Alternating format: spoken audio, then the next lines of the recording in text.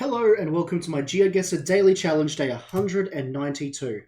Now, you might notice there's two of me on the screen again, because it happened again. The exact same thing that happened last Sunday, somehow it's a Sunday occurrence. I recorded a video without a microphone, which is really annoying. I'll explain more when we have some breaks on the thing, but let's start. Right now, old David from the past is noticing that the word Singapore is absolutely everywhere on this map. Everywhere. So we zoom in on Singapore. I'm talking about how it's a nice small place. Good to know that it's a small place. And I'm just going to look for Singapore. I can actually see the place I end up going for, KF1 karting circuit, already there on the map. So yeah, I look around for a little bit. I find a karting circuit. Let me explain to you how things went wrong. Last Sunday, I played D&D in a different room, so I moved my mic from this room to that room, because we played online. And I forgot to plug it back in before I recorded my video. Today, I updated to Windows 11, and turns out that changed the coding of my USB, like the direction, the port direction, I don't know what to call it, but basically my recording software completely had no idea that I had a mic plugged in. And I recorded two videos too. Oh, look, I found the kart circuit I put my marker at. But I'm now talking about how I'm not sure if this would be called a kart circuit. Bit strange. Kart circuit feels weird. I also eventually look to the side somewhere. You'll see me do it soon. There it is. I see Fernando Alonso, who is a Formula 1 driver. And so I go like, yeah, it's probably not kart if it has a Formula 1 driver. So now you see me looking for another map. Anyway, yeah, so today I updated to Windows 11, it broke my mic, and I recorded two videos like this. I recorded this, and then, oh, I need to move my camera now.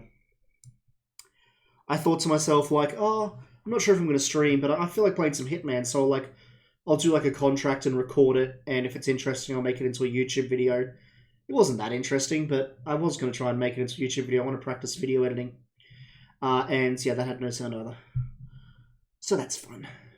We might actually do some skipping today with this video because I have found it, last time we did this, I actually found it quite hard to talk for the whole time.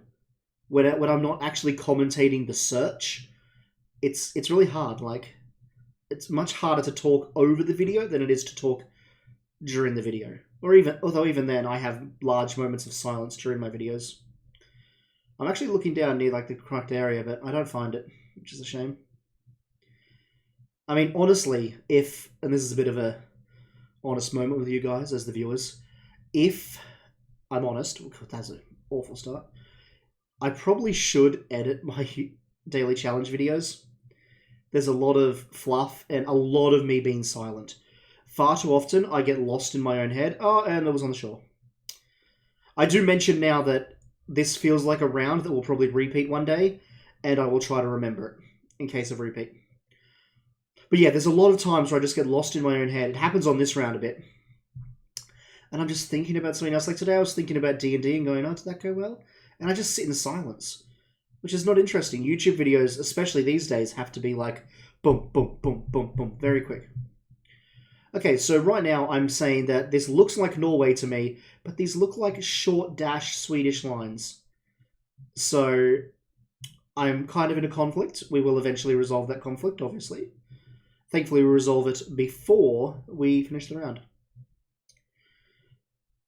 But yeah, essentially, and it's a pretty obvious reason why I don't edit my videos every day, is because editing the videos every day is just such a big extra step. Oh my god, there's a Norwegian flag. I missed that entirely. We just went past a Norway flag. Well, that was done. Should have spotted that. Like, oh, there we are. That O with a line through it only appears in Norway, not Sweden. And then I go to the map to confirm it. I check Sweden, couldn't find one. Check Norway, found one. But yeah, like, I should edit these videos, but I just don't have the time. I do have the time, that's true. I just end up doing them at lazy times, and they'd be better if they were edited. But you've seen how late at night I do some of these and how tired I am. I just wouldn't do it. I guarantee if I'd been editing these videos, I would have stopped, like, after 20 or something. not up to 192 like we are. The fact that it's so easy just to film it and then put it up. And I will say, some days I feel like I do fill the time well. I feel the whole video and it feels like it's interesting and entertaining the whole time. I'm talking about what a pretty picture that is. You'll notice it's the thumbnail. It's a nice thumbnail. And then I go back to the start to try and find more clues. I mentioned that the only way I'm ever going to find an answer in Norway is if I find road numbers, which I don't. So I've put my guess down, and that's where we're going to guess. So yeah, see, now I've run out of things to say. Even in this video, I ran out of things to say. Look, you can see me just sitting there in silence. Oh, I said something. Don't know what I said, but I said something. Basically, what happens in this round? Let's do some skipping. How far does this skip? 10 seconds. That's reasonable. And here we go. It turns out it was much, much further up. This could almost be a way to like shorten the video. I could skip through reviewing my own gameplay of it. But at the same time, then you lose another aspect of the video. You lose the naturalness. The thinking in the moment, and the if I get a good score, the positive reaction. If I get a bad score, the negative one. Like right now, I'm not as invested in this because I've already done it. What am I doing? Oh god, I don't remember what I was doing then. I was talking about what's the big country. I said that Norway sucks because it's a big country and it's easy, like, even if you know the country, to get a bad score, unlike Singapore, which is a fantastic country. So small. And I was suggesting that Norway is probably in the top 10 biggest countries in the world, which I don't know the exact answer, but I went around the map looking at all the big countries, going like, oh, Russia's there, China's there, United States, India, blah, blah, blah. Right now I'm talking about how I think this is Germany. I feel like we've had this as a repeat, and I thought it was Germany then, and I think it's Germany again. And yeah, so I'm wrong about that. Turns out it's Austria. Spoiler, sorry. We'll skip. It's just me going around a racetrack for no reason. You saw I guessed in Germany then. There we are, it was Austria. Oh, we didn't see much of that, sorry. You'll see it at the end. Okay, now we're looking for another round. So, this round here, I actually stop. I've been hinting at it for a while. I was talking about it while going around the racetrack. I wanted to talk about the coastline paradox, which is what I was talking about when I was talking about big countries earlier in this video. The video with no sound, which makes this awkward. I spoke about how it's hard to measure the size of a country because of the coastline paradox, and this is me trying to explain it. So I'm going to try and explain it over the explanation again. I think you just saw me do the same hand gesture on both cameras. Anyway, so the coastline paradox, by the way, this is British Columbia. I'm just looking for more signs now. Is the idea that the more precise measuring unit you use to measure the perimeter of something like a country, the more accurate your answer will be. But also, the larger your answer will be, weirdly. Okay, say you measured the perimeter of a country using 10-kilometer chunks. You just take 2 points, 10 kilometers apart, and do that a certain number of times, and that's how the perimeter of the country. Problem is, obviously, you can picture there's going to be, like, dips and outcrops within those 10 kilometers. So that's not a very accurate way of measuring. Move down to 1 kilometer and do the same thing. We can match some of those in dips a bit more accurately, match some of those outcrops more accurately. But because of that, the measurement will now actually be bigger because we've measured more accurately.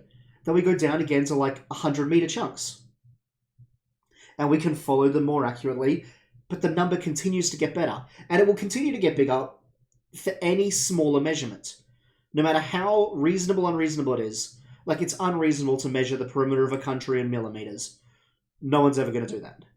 But if you did, you would get a bigger number than if you did it with centimeters, because you're able to get that accuracy that just increases how big the perimeter of a country is, which is called the coastline paradox. You can never accurately measure it because the very unit you use to measure it changes the answer. Now, obviously, it is possible to compare countries. Just choose a single unit and measure them all from that condition.